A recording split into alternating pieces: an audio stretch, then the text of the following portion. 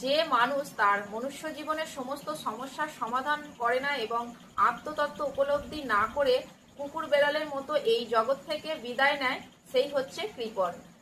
এই মানব জন্ম হচ্ছে একটি অমূল্য সম্পদ, কারণ জীব এই জন্মের সদ্ব্যবহার করে জীবনের সমস্ত সমস্যার সমাধান করতে পারে।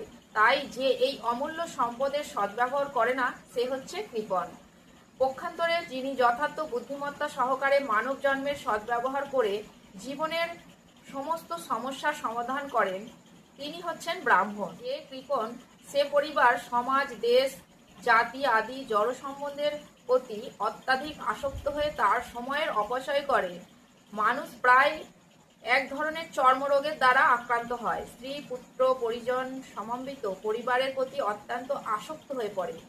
এই রোগকে চর্মরোগ বলা হয়, কারণ দেহের ভিত্তিতে বা চর্মের ভিত্তিতে এই আত্মীয়তার বন্ধন গড়ে ওঠে এবং এই বন্ধনের ফলে জীব অত্যন্ত ক্লেশদায়ক ভবযন্ত্রণা ভোগ করে।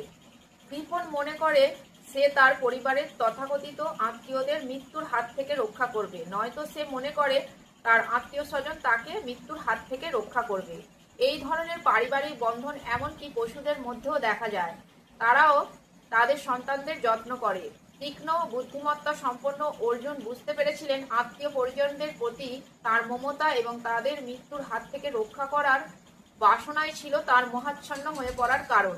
যদিও তিনি বুঝতে পেরেছিলেন তার যুদ্ধ করার কর্তব্য তাকে সম্পাদন করতে হবে, কিন্তু তবুও কৃপণতাজনিত দুর্বলতার ফলে তিনি তার সেই কর্তব্য সম্পাদন করতে পারছিলেন না। তাই তিনি পরম গুরু ভগবান শ্রীকৃষ্ণকে অনুনয় করেছেন তার এই সমস্যার সমাধান করার উপায় প্রদর্শন করতে।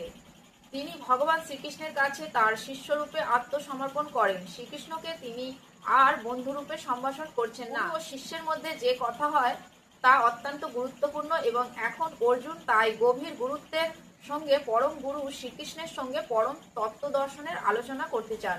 শ্রীকৃষ্ণ হচ্ছেন ভগবদ গীতার তত্ত্ববিজ্ঞানের আদি গুরু এবং অর্জুন হচ্ছেন গীতার তত্ত্ব উপলব্ধকারী প্রথম শিষ্য। অর্জুন কিভাবে ভগবদ গীতার জ্ঞান উপলব্ধি করেছিলেন তার ব্যাখ্যা ভগবদ গীতাতেই করা হয়েছে।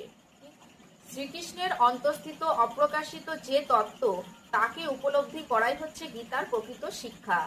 শ্রীকৃষ্ণ হচ্ছেন অনাদির আদি পুরুষ, স্বয়ং ভগবান। তার অন্তর আর বাইরের মধ্যে কোনো প্রভেদ নেই। তিনি সর্বব্যাপ্ত, সর্বশক্তিমান।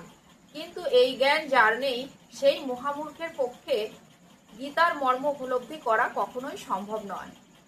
হরে কৃষ্ণ। জয় জগৎগুরু শিল প্রভুপাদ কি জয়।